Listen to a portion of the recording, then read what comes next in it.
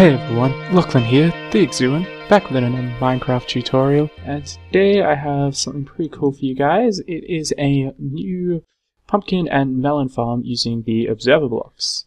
So there have been a few changes to the observer blocks in the snapshots, and so a lot of the old farms designs that people have come up with aren't actually working. But this is a new design that I've come up with just recently. I came up with it I think 2 days ago now. And so it is still functioning perfectly fine as far as I know. So as you can see, this is actually a pretty simple design. It's pretty small. It is the actual circuit itself here is only 3 by 4 blocks, so it's pretty small, but you need obviously a little bit more in order to actually grow the pumpkins and stuff here, or the melons, and then the harvesting. So this is a pretty small design, and it works as far as I can tell. I haven't been able to find any issues with it at all. So what happens is this piston here is essentially, or the whole design is essentially a little bud switch that pushes a block out of the way. So what happens is we have this piston here. It gets updated and is powered by the redstone here. This observer block recognizes that there's a block here, and it will turn off this torch and retract the piston here. This makes the piston down the bottom retract, and that allows this piston to come back out and power this redstone dust here. That means whenever this gets another update, it's going to extend again, just like that. So this is a very basic design. It's very easy to build, so I'm sure that anybody who's interested in building a pumpkin or melon farm should be able to follow along with this one and build it for themselves. So I think it's time to get on to the tutorial, and then make sure this thing's actually working, yeah?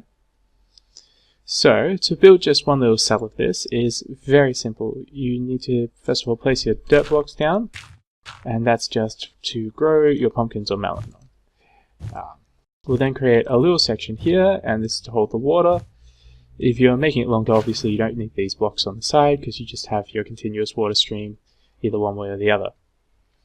We'll put our 2 blocks here, and that's to put our piston on and to put the redstone on, which is going to power the piston. We'll put a block here for just a moment to put the observer block onto, and then we'll put a redstone torch on top of that observer block. We'll put our sticky piston onto that redstone torch and it will extend, and we'll put the redstone block on the end of that. So now whenever a block goes here, it will get pushed out of the way. The way that this works, as you can see, when the piston here extends, it also turns off, and that's because the observer block recognizes the piston into the space as an update, and so it will also retract here. Because of this, I don't think that there's any way that the pistons should be able to get stuck, as far as I can tell. So, now if we just get out our hoe, we can hoe the ground here. If we grab our melon seed and some bone meal, we can make this grow, and there you go. We have a tiny little farm here. So obviously, to make this a bit bigger, all you have to do is just extend out this entire little thing here. So we just go like that, let the water come out a bit further, grab our piston. As you can see, that one extended because of the update. Get an observer block, place it here, put a redstone torch on top, our sticky piston there, redstone block, redstone dust. And then we have another section, and you just repeat that for as far as you want your farm to go. And this should be able to go any distance you want. And there you have it. Simple as that. So now, if we just watch this for a moment, you should be able to see it firing off at least once.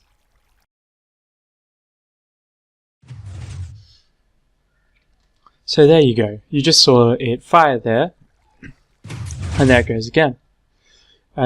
So obviously this one here is working. I'm just going to grab some melons and pumpkins so we can put them into the other systems and show that they're working as well.